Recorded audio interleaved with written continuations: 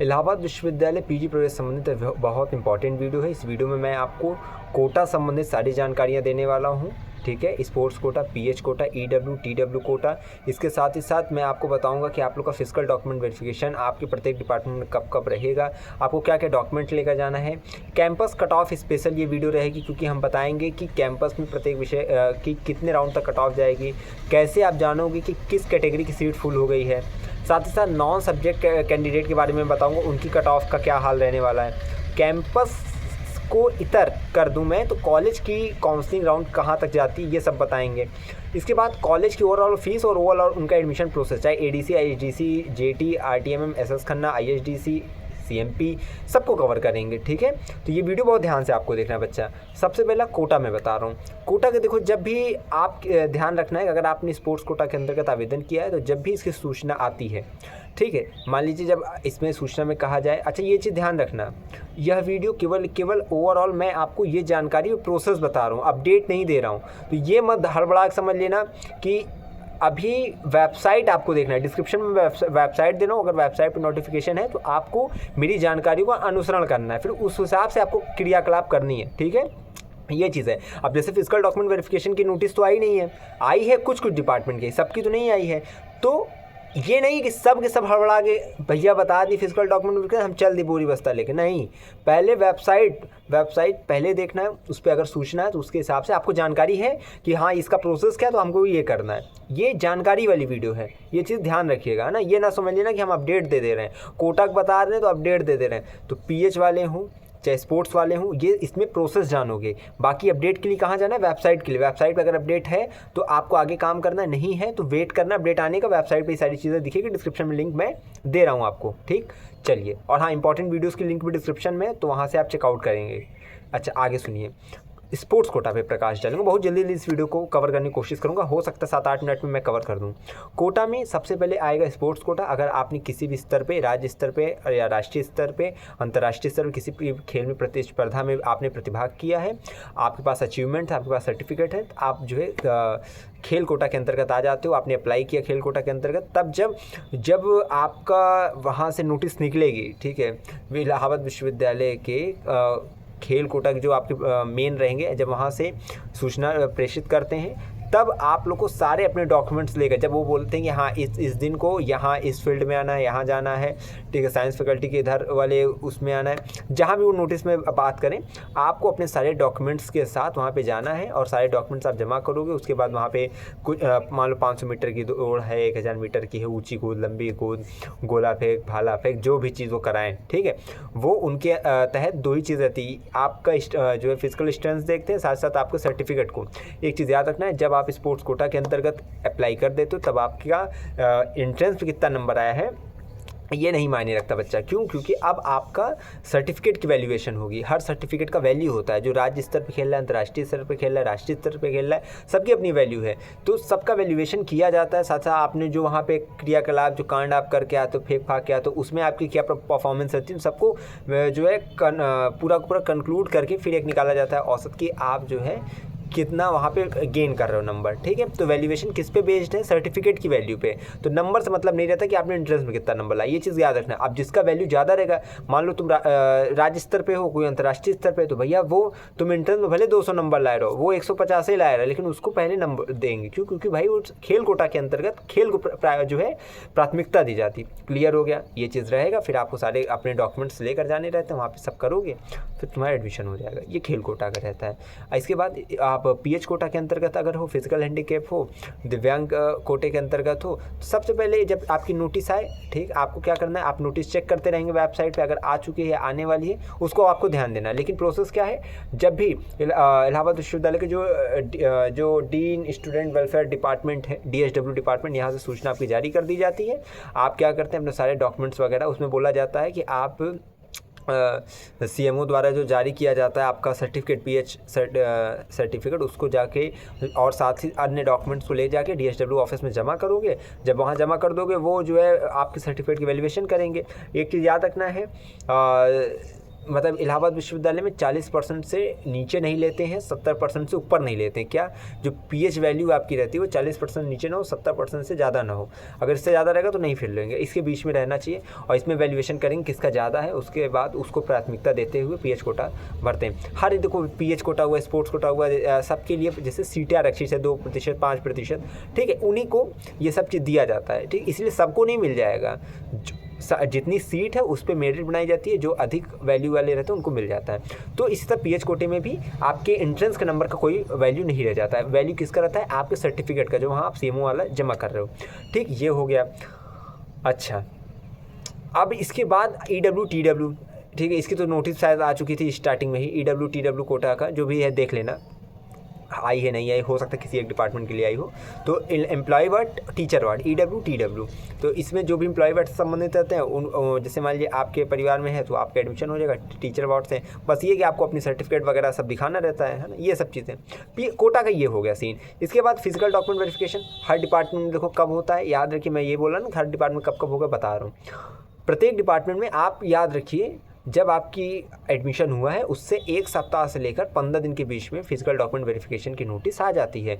और ओवरऑल अमूमन ये देखा जाता है कि जब 90% सीट आपकी डिपार्टमेंट की फुल होने लगती है, तब जो है 80 से 90% सीट जैसे जैसे फुल होने लगती है, तब वो कार्यभार को कम देखते हुए अपना फिजिकल डॉक्यूमेंट वेरिफिकेशन की नोटिस जारी करते रहते हैं। या जान लो 50% भी सीट अगर फुल हुई है तो भी धीरे धीरे करके जारी करना स्टार्ट कर देते हैं ना, जैसे डिपार्टमेंट का जैसा सिस्टम हो, ठीक है। कुछ डिपार्टमेंट बहुत अच्छा जो है सिस्टमेटिक काम रहता है तो वो जल्दी बुलाने लगते हैं, कुछ होते हैं थोड़ा एकदम लास्ट में बुलाते हैं, इस तरह रहता है। लेकिन ये याद रखिए, आपके प्रवेश के 1 सप्ताह से 15 दिन के बाद फिजिकल डॉक्यूमेंट वेरिफिकेशन होगा।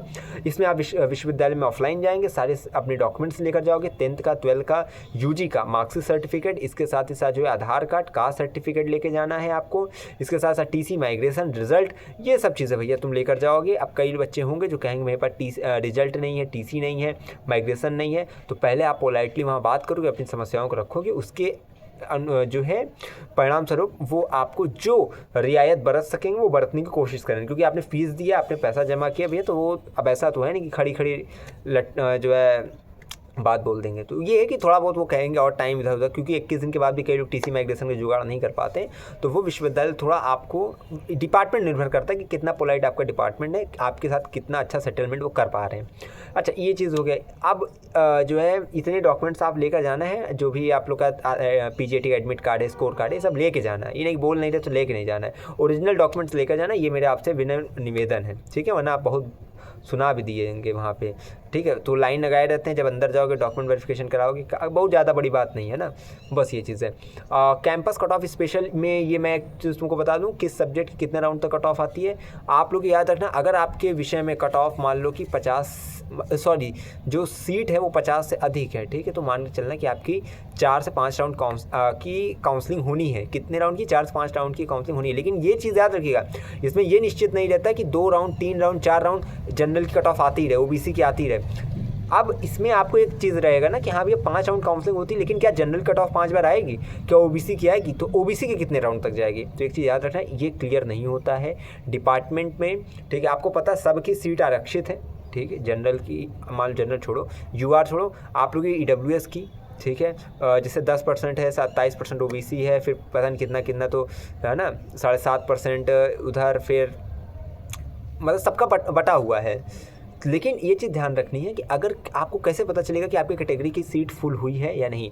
तो अगर आपकी लगातार 2 बार से, मान लो कट ऑफ आई जनरल की 2 बार से लगातार नहीं आ रही है ना, तो ये याद रखिएगा सीट फुल हो चुकी है, या हो सकता है 2 राउंड के बाद आखिरी में एक आध बार वो कट ऑफ जारी कर दे। वो कैसे होती है? जब कोई एडमिशन कैंसिल करा ले, या किसी और कारण से जब जनरल की सीट खाली होती है तो उसी पे एडमिशन के लिए एक बार कट ऑफ जारी करते हैं, और उस पर भी इतने बच्चे पहले बैठे रहते हैं कि वो उनका हो जाता है, जो अधिक नंबर वाले रहते हैं ना। तो याद रखिएगा, अगर आप जनरल से और आपका नंबर थोड़ा आपको कम लग रहा है, 2 राउंड की कट ऑफ जो है आई, लेकिन उसमें जनरल कट ऑफ नहीं है, तो आप कॉलेज में जाओगे। इसी तरह ओबीसी और ईडब्ल्यूएस वाले भी अपना ध्यान देंगे। SC ST को तो मैं देखता हूँ लगातार कट ऑफ आती रहती है, और ST वालों को तो ऑल कैंडिडेट भी हो जाता है, तो वो सब ध्यान देंगे। हाँ, इलाहाबाद विश्वविद्यालय में ये नियम है कि अगर ऐसे मतलब मान लो SC ST की कुछ सीट है, अगर वो नहीं फिल हो पाई है तो जनरल की कट ऑफ जारी करते हैं बाद में, और जनरल के बच्चों से उस SC ST की सीट को फुल करते हैं। तो इस तरह कट ऑफ आती है जनरल की। जितनी मुझे जानकारी थी मैंने बता दी, तो आप बाद में परेशान रहते हैं और सोचते हैं कि भैया तुम बोले थे 2 कट ऑफ के मतलब 2 कट ऑफ नहीं आई तो नहीं आएगी, तो ये कैसे आ गई। ये इसी तरह आती है, जब SC ST बच्चे अप्लाई नहीं करते, सीट जो है ब्लैंक रहती है, सीट खाली रहती है, रिक्त रहती है, तो उसको जनरल के बच्चों से भर लिया जाता है। समझ में आया? चलो अच्छा, नॉन सब ये भी बता दी किस कैटेगरी में कैसे पता चलेगा सीट फुल हुई नहीं, ये सब पता चला। Non subject candidate cut off कब आएगी, इसको ध्यान सुनो। नॉन सब्जेक्ट कैंडिडेट की कट ऑफ कैसे आएगी, कब आएगी? नॉन सब्जेक्ट कैंडिडेट की कट ऑफ तब आती है जब जानते हो उसकी बहुत कम सीटें विश्वविद्यालय में रहती हैं। कुछ डिपार्टमेंट निकालते हैं नॉन सब्जेक्ट की, कुछ नहीं निकालते हैं, ठीक है। अब आप कहोगे भैया आप ये बात मैंने बोल दी, इसमें भी कई लोग की नारी सुन्न हो जाती है। पहले देखो, जैसे एंशिएंट हो गया, पॉलिटिकल हो गया, मिडवल मॉडर्न हो गया, ठीक है, और भी सब्जेक्ट है, फिलोसफी वगैरह है, इन सब की आती है। सब जितने भी नॉर्मल सब्जेक्ट है ना MA के, वो आती है इन सब की, नॉन सब्जेक्ट कैंडिडेट की। नॉन सब्जेक्ट कैंडिडेट की कट ऑफ आएगी कब? ये एकदम लास्ट में आती है बेचा, जब 90% सीट आपकी डिपार्टमेंट की भर जाती है, तब ये सब काम चालू करते हैं। कौन कौन सा कोटे वाला चालू कर दिए, नॉन सब्जेक्ट का चालू कर दिए, इस तरह फिजिकल डॉक्यूमेंट वेरिफिकेशन उसी में चालू रखते हैं, ताकि कार्यभार जो बटा रहे हो समय पे एडमिशन हो जाए। अब जैसे मान लो कि आज जो है तारीख आप लोग की कितनी है, मान लो तारीख क्या माने 20 तारीख है, ठीक है, 20 तारीख है आप लोग की, और इस बार का जो टाइम टेबल बना था उसमें 24 तारीख से बोला गया था फर्स्ट सेमेस्टर की क्लासेस स्टार्ट होंगी, लेकिन हो तो पाएगा नहीं, ठीक, अभी एडमिशन चल रहा है, लेकिन कोई दिक्कत नहीं, हो जाएगा बाद में, धीरे मतलब देर सवेर चलता था, विश्वविद्यालय की परंपरा रही है।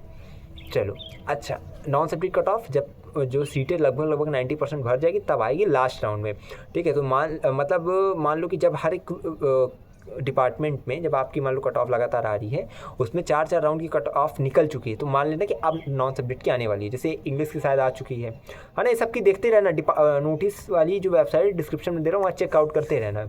ये नहीं कि हम वीडियो बनाएंगे तभी समझोगे कि नॉन सब्जेक्ट की आई, फलाना की, ढिमकाना की, ये नहीं। अच्छा, इसके बाद जो है कैंपस कॉलेज की काउंसलिंग राउंड कितने राउंड तक, कॉलेज की राउंड कितने होती है, कैंपस को बता दें 4 से 5, और MC वगैरह की बहुत बार जाती, कुछ होती हैं 6-7 बार जाती, कैंपस की बता रहा हूँ, लेकिन ओवरऑल एवरेज बता रहा हूँ 5 राउंड ज़्यादा से ज़्यादा। इसके बाद कॉलेज की काउंसलिंग राउंड के बारे में अगर मैं बात करूँ तो तुम लोग की मतलब मान के चलो कि कई राउंड तक आती है, ठीक है।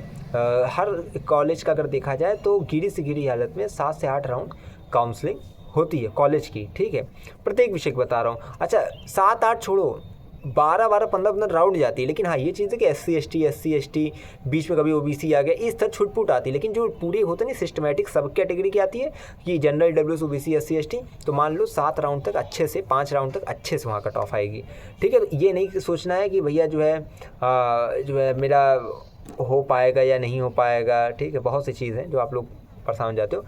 कॉलेज की काउंसलिंग का आराम से वेट करते रहना है ना, किसी MP में, ADC में, HDC में। अच्छा, इसका प्रोसेस आप लोग के लिए परेशानी का कारण होता है। फीस, कॉलेज की फ़ीस देखो ओवरऑल मैं बता रहा हूँ, अगर MA कर रहे हो एंशिएंट से और या उधर से, तुमको मैंने डिस्क्रिप्शन में वीडियो दिया था कि MA MSc MCOM तुम कॉलेज से करो, कैंपस से करो, तुमको फ़ीस की डिटेल वीडियो मैंने बनाई थी, जिसमें मैंने प्रत्येक कॉलेज का बता दी कितनी फ़ीस लगती है, डिटेल्ड अपडेटेड, ले लो देख लो डिस्क्रिप्शन में। एडमिशन प्रोसेस पे CMP का, ISDC का, ठीक है, ये सब ऑनलाइन वाले रहते हैं, ठीक है। तो ये सब क्या करोगे, डिस्क्रिप्शन में तुमको वीडियो मिलेगी, आर्कन्या JT है, इन सब का डिस्क्रिप्शन में वीडियो दे रहा हूँ, स्टेप बाय स्टेप काउंसलिंग कैसे कराते हैं। बाकी ADC है, ऑफलाइन जाना रहता है बेटा वहाँ पे। जब ADC में ऑफलाइन जाओगे, जिस दिन मान लो कट ऑफ निकली, तुम कट ऑफ के अंतर्गत हो, अगर मतलब ADC का जो LLB का जब कट ऑफ निकलेगा, अभी जैसे नहीं अपडेट, LLB का निकला, तुम चलेगे बेनीगंज परिसर में एडमिशन ऑफलाइन कराओगे। MA MSc में कराना है तुम कीड़गंज परिसर में जाओगे, ऑफलाइन एडमिशन होता है, ठीक है, फॉर्म लोगे, फॉर्म भरोगे, ऐसे कराना है। तो जहाँ ऑफलाइन है ऑनलाइन है सबकी डिस्क्रिप्शन वीडियो मिलेगी, वहाँ से आपको देख लेना है, ठीक है। फीस तुमको पता है वही 8 से लेकर 20,000 22,000 के बीच में सारी आपकी फ़ीस आ जाती है, MA MSc MCOM फलाना ढिमकाना सबकी। अब तुम्हारा अगर बेटा देखो एडमिशन हो रहा है या हो चुका है, ठीक है, अगर हमने आपके इस प्रवेश के क्रम में अगर कहीं भी थोड़ी सी ज़्यादा सी मदद की है, अगर आप आपको ऐसा लगता है तो आप जो है अपनी खुशी से अपनी फ़ोटो और अपना प्यारा सा मैसेज हमें भेज सकते हैं, आपका डिपार्टमेंट, आपका नंबर इत्यादि, जिससे हम जो है आपकी ये सक्सेस स्टोरी अपने इंस्टाग्राम पे शेयर करेंगे, जिससे और जो आगामी छात्र होंगे, नव प्रवेशी छात्र आएंगे विश्वविद्यालय में, उनका जो है उत्साह दिन प्रतिदिन आपके इन कदमों को देखकर और बढ़ेगा और वो आपसे भी जो है तेज कदमों से जो विश्वविद्यालय में अपने जो है सफलता की कहानियों को लिखेंगे। तो बस आपका बस योगदान और हमारा आपका साथ ये बना रहे, इसीलिए मैं ये कह रहा हूँ कि अपना ज़रूर शेयर करिएगा। कहाँ पे? टेलीग्राम पे। इंस्टाग्राम पे मत शेयर करना, मैं नहीं देखता हूँ इंस्टाग्राम वगैरह, केवल नोटिस वोटिस डालता हूँ वहाँ पे। आपकी जितनी ये फ़ोटोज़ वगैरह दोगे वहाँ अपलोड होगी, बाकी नोटिस वगैरह तब टेलीग्राम पे आपको मिल जाएगी। तो आप मुझे सारा मैसेज टेलीग्राम पे किया करो, ग्रुप में नहीं कर पाओगे, मुझे पर्सनल आप मैसेज कर सकते हैं। और इंपॉर्टेंट वीडियो डिस्क्रिप्शन में जरूर देखो, टेलीग्राम इंस्टाग्राम की लिंक डिस्क्रिप्शन, वहाँ से जरूर जुड़ो। बाकी हमें याद रखना है ना, मैं हमेशा कहता हूँ अगर इलाहाबाद विश्वविद्यालय में प्रवेश किया तो हम पर रखिए विश्वास, हमें विश्वविद्यालय के पास कोई भी खबर हुई खास पहुँचाते रहेंगे आपके पास। बहुत धन्यवाद, बहुत आभार।